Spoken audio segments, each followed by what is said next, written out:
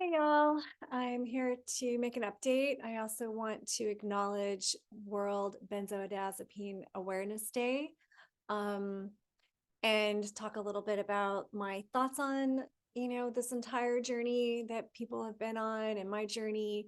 But just to give a little update first, I'm definitely feeling much, much better. My energy is back. I'm working out again every morning, going for runs, doing some dance. My GI seems like pretty good now. So thank you for that. Thanks, universe. That's very helpful when that's back on track. Yeah, and for the most part, I'm feeling normal. I didn't have to take time off of work, except for, yeah, like just when I was sick with the virus, like a week and a half. But other than that, I've been back to work this whole time. But sometimes it was a bit challenging with work, and now it's totally fine. I feel like back to my normal self. So yeah, and I also want to just say something about World Benzodiazepine Awareness Day, July 11th. I'm actually making this video on July 12th.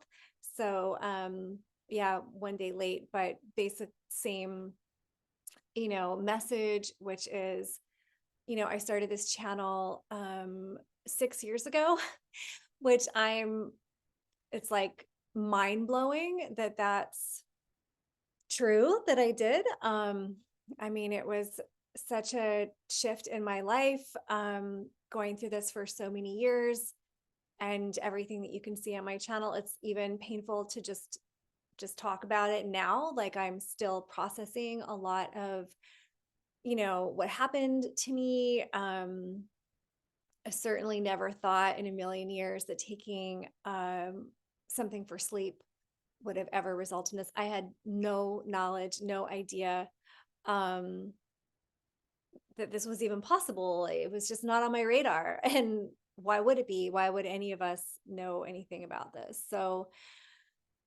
yeah, so I'm still processing it. I mean, I'm definitely doing so much better. I would say my nervous system is still sensitive, obviously, because I got sick and had a wave. I mean, luckily, it only lasted the wave itself lasted 8 days.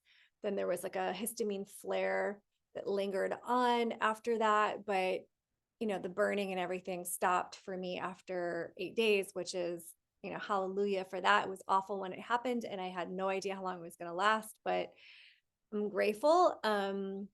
So I'm doing so much better. Generally can eat what I want. I have to be careful of histamines, but there's certain times when I can indulge.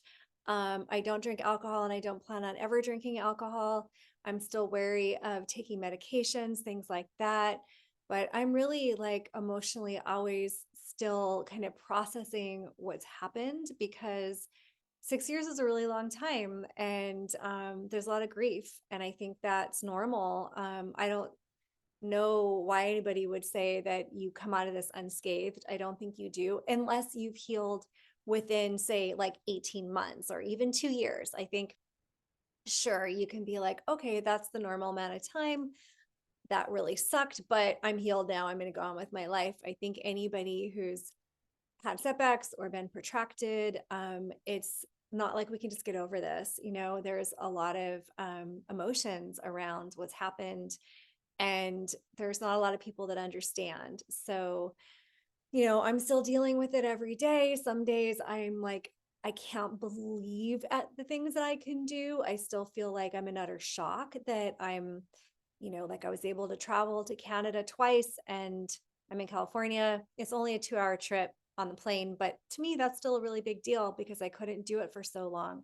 And I'm planning another trip coming up soon. So, I feel like I have access to privilege and like I would say when I say privilege, I definitely mean from a ability standpoint.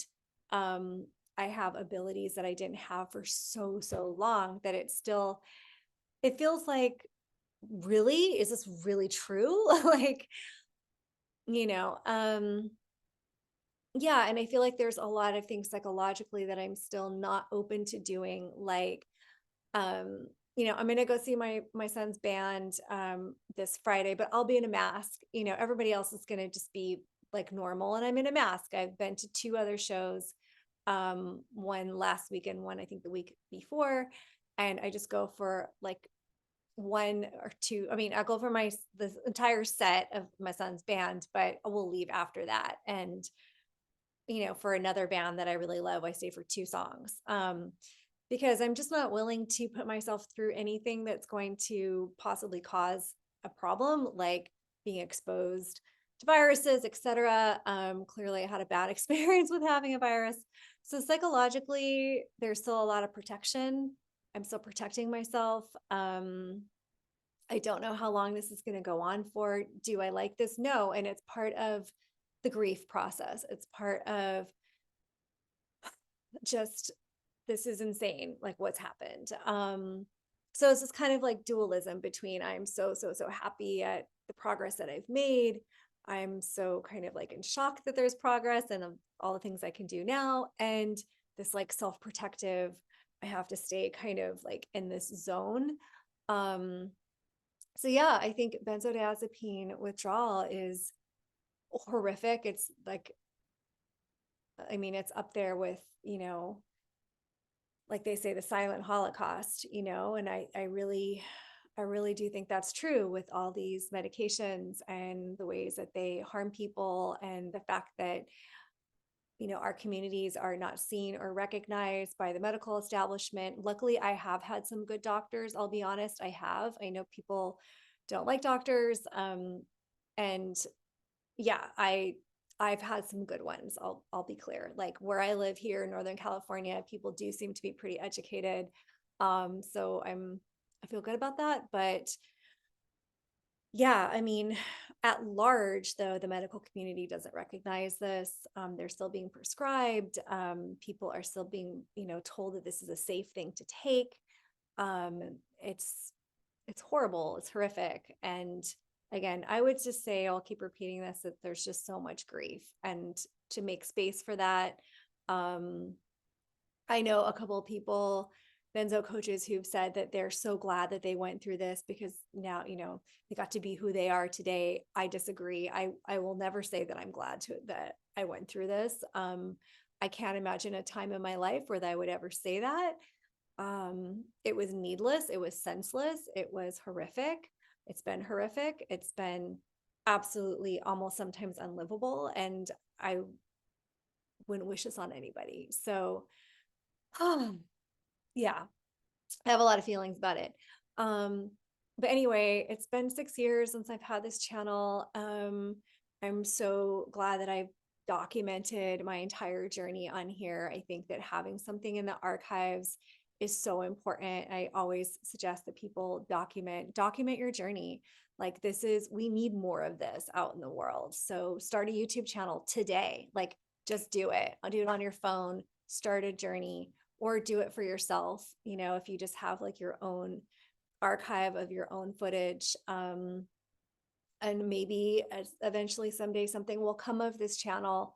I would like to, leverage this platform in some way. I don't really know what that would look like as of now, but I think we need to tell our stories. So in spirit of World Benzodiazepine Awareness Day, and in spirit of, all the people who've suffered and maybe lost their lives, and all of you people who are suffering, like, I'll just say that we need to get our stories out there. So, hey, if you know any directors, any documentary filmmakers or producers that you want to hook me up with, please let me know. I'm also considering doing some coaching. Not, I don't feel like I am in the place that I could coach people who are severe, because, and I have been myself. I think there's qualified folks who can deal with that. But I think just some like peer coaching, like peer support, maybe for a nominal fee.